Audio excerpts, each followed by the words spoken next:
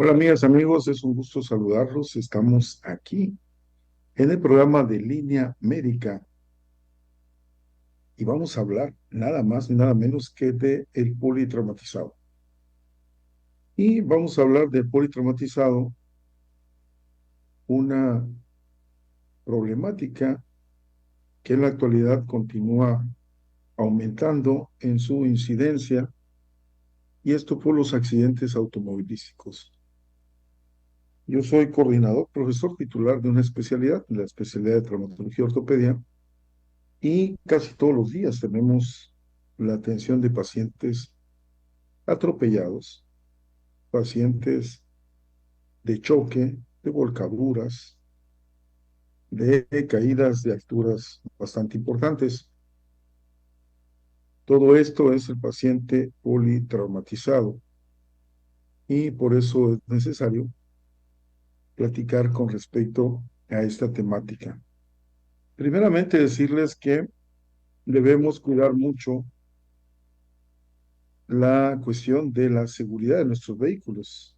Es decir, las motocicletas tienen que tener, obviamente, las llantas no lisas, deben tener sus señalamientos, sus direccionales, deben tener sus protecciones laterales. No debemos manejar con un calzado inadecuado, como serían unas sandalias. Y tenemos que cuidar nuestra forma de manejar, es decir, manejar a la defensiva. Ahora, con respecto a los vehículos automotores, debemos también tenerse cuidado de que nuestros frenos estén bien, de que manejemos descansados, que hagamos ejercicio para tener nuestros reflejos mucho mejor entrenados y que nuestro vehículo esté en condiciones de sus servicios, que llevemos una bitácora o una libretita en la guantera del carro, sobre todo si no son carros actualizados o actuales. Debemos cuidar eso para que tratemos de evitar los accidentes. Como peatones debemos cuidar el paso de las avenidas, no pensar que porque nos corresponde nos van a respetar. Debería ser así, claro. Sin embargo, lo que vemos en la práctica es que no es así. Entonces debemos cuidar mucho eso, no dar por hecho que nos van a respetar al pasar, porque cuando platicamos con los politraumatizados, pero no viste que es que a mí me correspondía pasar, doctor, y yo pasé y de repente sentí un golpe y ya no recuerdo más.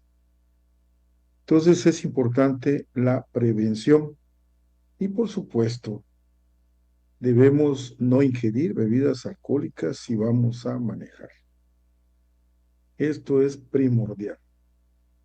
No debemos consumir bebidas alcohólicas si vamos a manejar o si vamos a atravesar avenidas, porque se sanciona al que maneja, pero también a la persona que se atraviesa, luego lo tenemos que operar de varios lados, y eso es el paciente politraumatizado, un paciente que va a presentar una serie de lesiones que ponen en peligro de inmediato la vida, y aquí es donde va a ir las fases de la atención del trauma.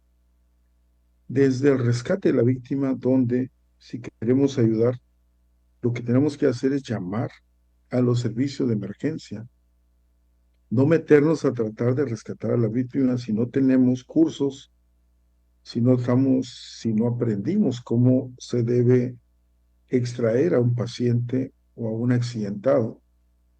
Entonces no nos debemos arriesgar, a que nos lastimemos nosotros tratando de ayudar y que le hagamos más daño al paciente tratando de ayudar.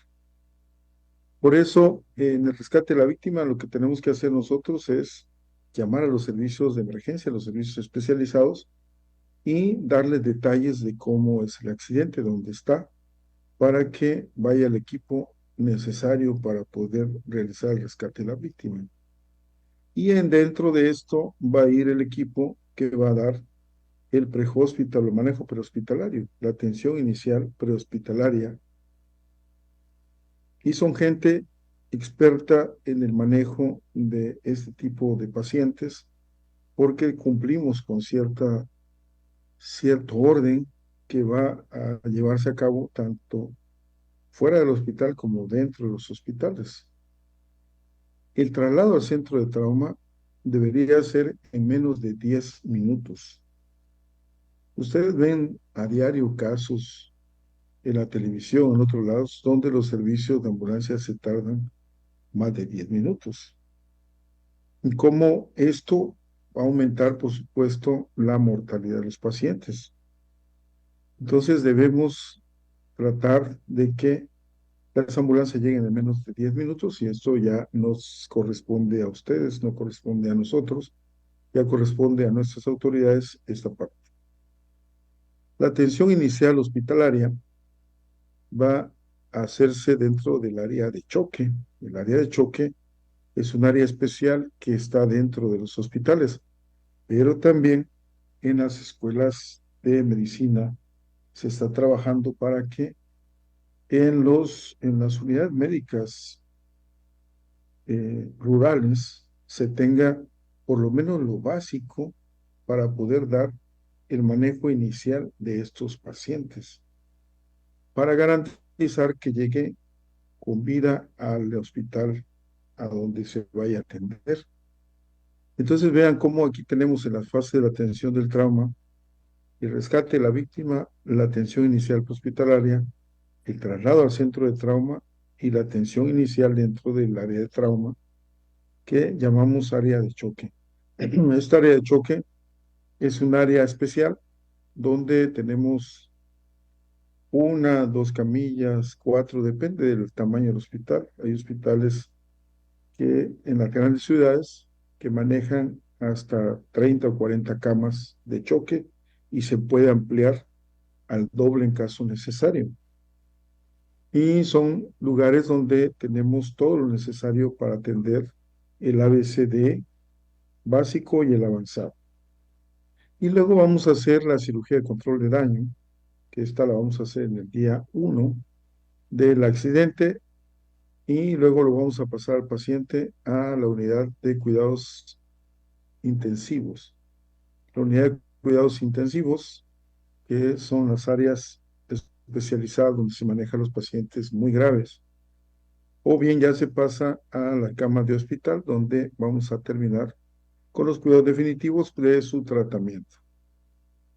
Y entonces, esto es solamente para mostrarles que dentro de lo que realizamos hay un orden desde la preparación, el triage, la revisión primaria, la reanimación, los anexos a la revisión primaria.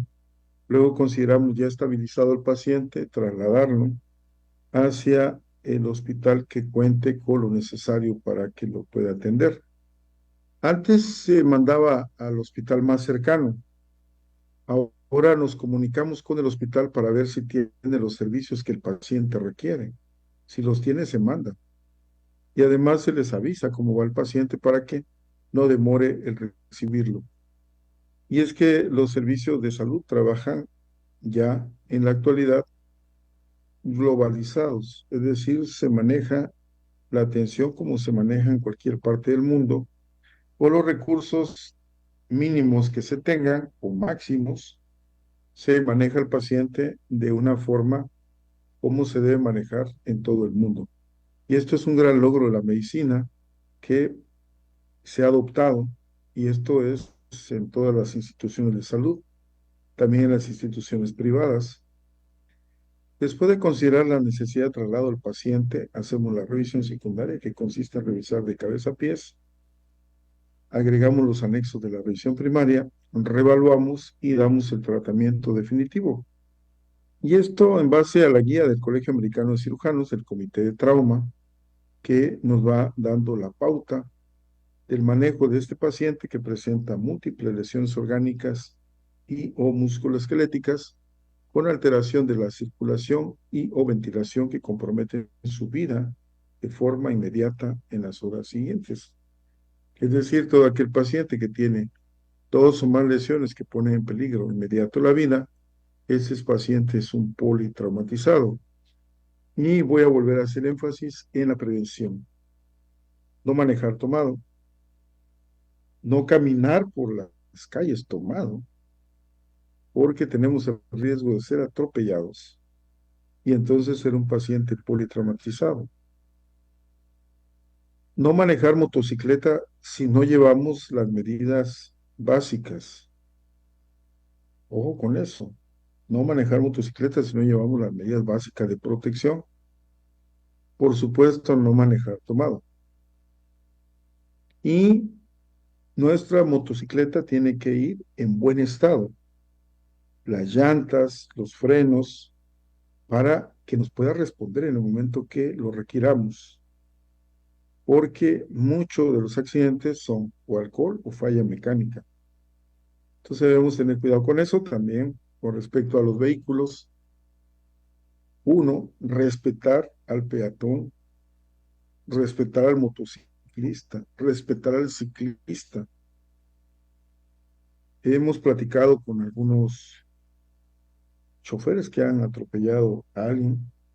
Es que no le tocaba ir de ese lado, es que en la actualidad ha cambiado. Tenemos que manejar a la defensiva. Es decir, ver nuestro retrovisor izquierdo y ver nuestro retrovisor derecho. Y si no tenemos los retrovisores o nos falta alguno, tenemos problemas. Por lo tanto, por eso hago énfasis en la prevención y en tener nuestros vehículos en buen estado. Entonces, si además me rebasó una moto por el lado derecho, bueno, lo vi y lo cuido. Recuerden que muchos motociclistas podrían ser nuestros hijos.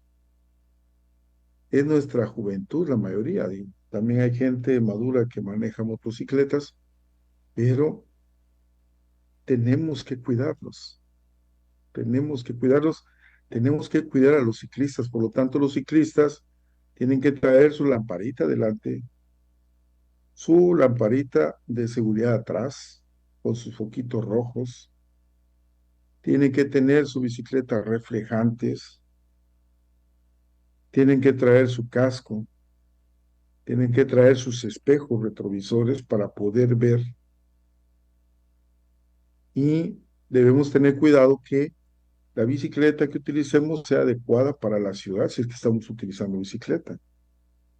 Porque, por ejemplo, una bicicleta de montaña no se le puede poner retrovisores y entonces, ¿cómo voy a ver si viene un carro del lado derecho, del lado izquierdo y voy a dar vuelta? Forzosamente necesito ver.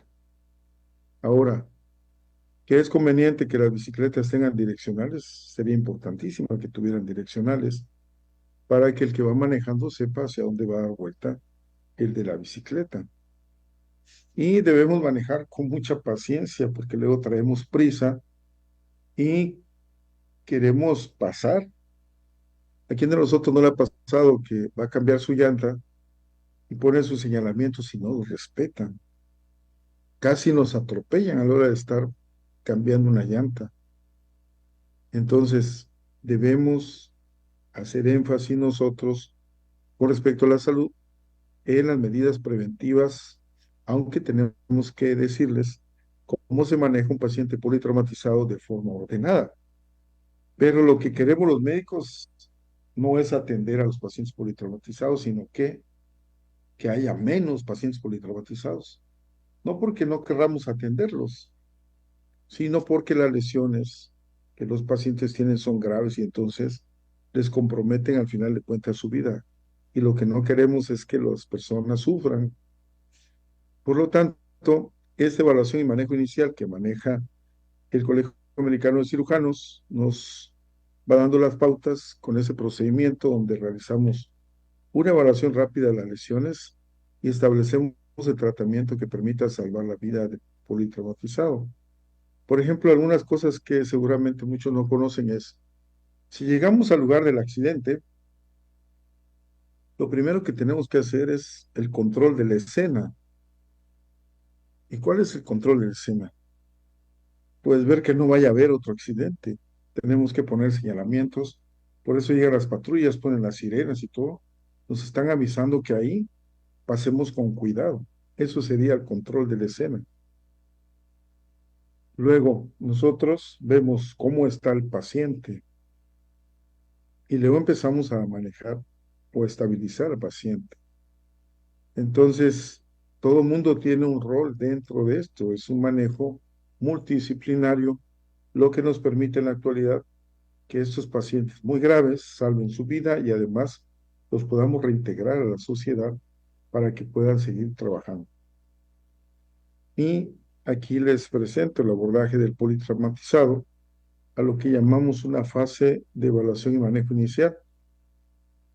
La preparación, triage, ABCD, reanimación, anexos, todo un orden, cómo vamos a manejar a los pacientes. En el caso de la preparación, se prepara la ambulancia que va a atender al paciente que va a ir a traer y se prepara los hospitales para recibir al paciente. Por eso es importante que cuando nos pidan cooperación de la Cruz Roja, cooperemos. Es necesario que haya más ambulancias y esa colecta que hacen, bueno, es algo que no va buscando fines de lucro, sino fines de atención.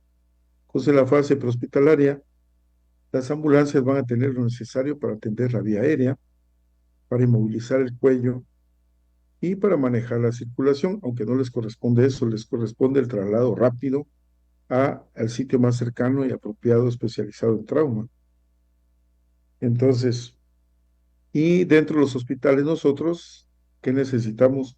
El área específica para la atención de estos pacientes, un equipo adecuado para el manejo de la vía aérea, manejar soluciones intravenosas, manejar el equipo de monitores, tener personal de laboratorio, rayos X, y debemos utilizar todos estos dispositivos como personal médico, donde por supuesto que no solamente pues, va a actuar el personal médico, va a actuar muchísima gente que es importante para este manejo, donde no solamente son los médicos o los médicos, son las enfermeras, los enfermeros, las trabajadoras y trabajadores sociales, el personal de limpieza, el personal de vigilancia, el personal de protección civil, el personal administrativo, todo un proceso, todo un grupo de expertos, el personal de laboratorio,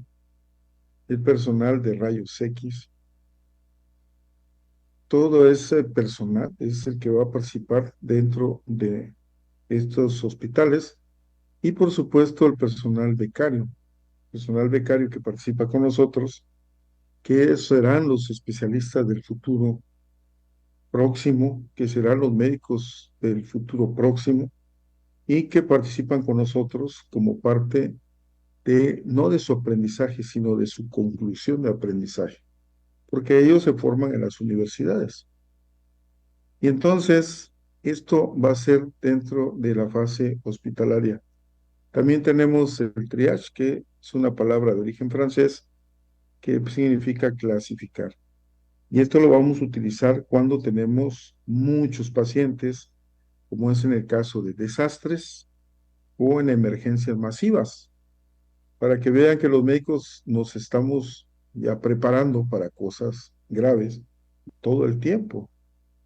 Y entonces ya sabemos que nos pueden llamar incluso a los que estamos ya no trabajando, ya terminó nuestro horario y de repente hay un desastre, una emergencia masiva y nos mandan un mensaje de que nos requieren los hospitales y nosotros ya sabemos que se trata de una emergencia o de un desastre y entonces acudimos porque requieren mano de obra especializada y eso somos los médicos, el personal que les mencionaba de trabajo social, de servicios generales, todo el personal de enfermería que están acostumbrados a manejar este tipo de pacientes. También en urgencia se maneja este triage en los servicios de urgencia, pero esto no es con el politraumatizado, pero eso es para que se den cuenta que cuando llegamos a un servicio de urgencias, hay un médico que va a hacer ese triage y va a verificar si el paciente requiere una atención de extrema urgencia o si no amenaza su vida y puede esperar, o si es un paciente que no tiene una lesión que sea capaz, que le incapacite para caminar, y por supuesto los pacientes que pueden llegar muertos, y esto se hace dentro del triage. Ya nosotros tenemos estos, estos algoritmos para la atención de los pacientes ya previamente estudiados. Y hablando del ABCD, que eso todos debemos saberlo. Esto no es exclusivo de los médicos, esto no es exclusivo de enfermería. Todos debemos saber hacer la revisión primaria. Se ha demostrado que en los pacientes por accidentes es más prioridad el manejo de la vía aérea que el manejo de un problema craneal. Se ha demostrado esto. Esto cambia cuando vemos al paciente con un problema cardíaco. Después les hablaré de un paciente así. Pero aquí, en los pacientes accidentados, nosotros checamos, uno, que la vía aérea esté permeable, que no tenga comida, que no tenga una placa, unos dientes, que no tenga nada que lo obstruya el meter aire a su respiración. Y además colocamos un collarín cervical. ¿Por qué colocamos un collarín cervical? Porque de cada 10 pacientes accidentados, uno tiene lesión cervical y esta puede ser grave. Porque ¿qué está en el cuello? En el cuello se encuentra la vía aérea y si nosotros no respiramos no podemos vivir. Pero además, en la columna cervical se encuentra la médula espinal y arriba de la médula espinal se encuentra el bulbo raquídeo y la protuberancia. Y en estas dos se encuentra el centro cardiorrespiratorio y en la otra el área amnéusica y neurotáxica. Es decir, si la columna cervical se daña y la médula espinal se hincha o se inflama y llega hasta la parte del tallo cerebral, donde está el bulbo raquídeo, la protuberancia, el paciente puede caer en paro respiratorio y ya no sacar. Entonces, por eso es importante que limpiemos lo que tiene la vía aérea con guantes y que protejamos el cuello antes de empezar a darle oxigenación. Antes de eso, ponemos vía aérea con protección de la columna cervical. Muy importante, debemos saberlo todos, porque podemos tener una emergencia en la casa. Entonces debemos saber qué hacer cuando una persona se cae y se golpea la cabeza. Por supuesto que lo primero que van a hacer es llamar a los servicios de emergencia. Eso no puede fallar. ¿Para qué? Para que garanticen que van a llegar los servicios de emergencia. Pero entre que llegan, debemos saber qué hacer de inicio para que podamos ayudar al paciente. Luego, después de la A, de airway, tenemos a breathing, que es ventilación. Entonces, ya que tenemos permeable la vía aérea, ya que colocamos un collarín cervical, vamos a ventilar a la persona. Y esta ventilación, en el caso de las ambulancias, del manejo prehospitalario y de nosotros en el manejo hospitalario, va a ser con un dispositivo válvula mascarilla, que es el que estamos viendo aquí en la letra B, y donde colocamos una mascarilla que tiene un globo que apretamos, que es una bolsa, que vamos a apretar para meter aire a la vía respiratoria y esa bolsa está conectada al oxígeno. Recordemos que lo que respiramos los seres humanos es oxígeno y no es el gas más abundante del medio ambiente. El gas más abundante del medio ambiente es el nitrógeno, que va a ocupar un porcentaje del 78%. Y el 20,82% es por el oxígeno. Y nosotros respiramos oxígeno, no nitrógeno. ¿Por qué oxígeno? Porque es un gas que es mucho más movible, que permite interaccionar con el cuerpo. El nitrógeno es menos estable. Entonces, tenemos que aplicar oxígeno dentro de la bolsa mascarilla. Así que ahí vamos a estar trabajando la respiración y la ventilación. Si la persona no puede respirar o no puede ventilar, es porque tiene algún problema grave que requiere de manejo especializado. Y ese manejo especializado es a través de los médicos o el personal pre-hospital, personal hospitalario. Y estos son el neumotórax a tensión, el hemotórax masivo, un neumotórax abierto, un taponamiento cardíaco, una contusión pulmonar, entre otras, un tórax inestable. Entonces, esto es lo que puede comprometer la ventilación cuando estamos viendo rating. Esto que estamos mencionando que se hace separado, no se hace separado, se hace al mismo tiempo todo. Y al mismo tiempo estamos haciendo la reanimación, porque cuando yo coloco algo que permeabiliza la vía aérea, cuando estoy colocando el collarín, cuando estoy colocando algo para que ventile, estoy haciendo reanimación cardiopulmonar. Y acá vamos a tener que en la circulación vamos a canalizar al paciente en dos venas para pasarle soluciones a chorro. ¿Por qué a chorro?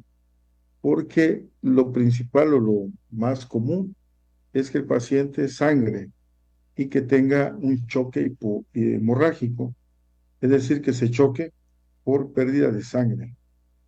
Y esto es en la circulación.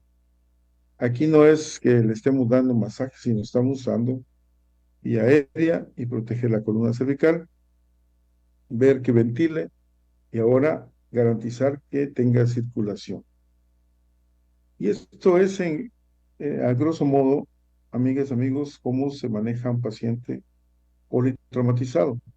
Después de esto, checamos el déficit neurológico para ver en qué estado está el cerebro. Y luego desvestimos al paciente, obviamente, esto lo hace gente profesional. Esto se hace con tijeras especiales para que se desviste al paciente y se cubre con cobertores. Una para prevenir que se ponga frío. Entonces, cuando hay hipotermia, responde menos al choque.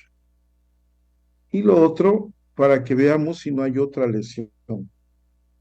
Es decir, si la persona se accidentó, en el manejo de que estoy haciendo, le doy la vuelta en bloque para que yo vea si no está expuesto el pulmón, si no trae expuesta la columna vertebral. Es importante hacer ese manejo de forma ordenada y sistematizada.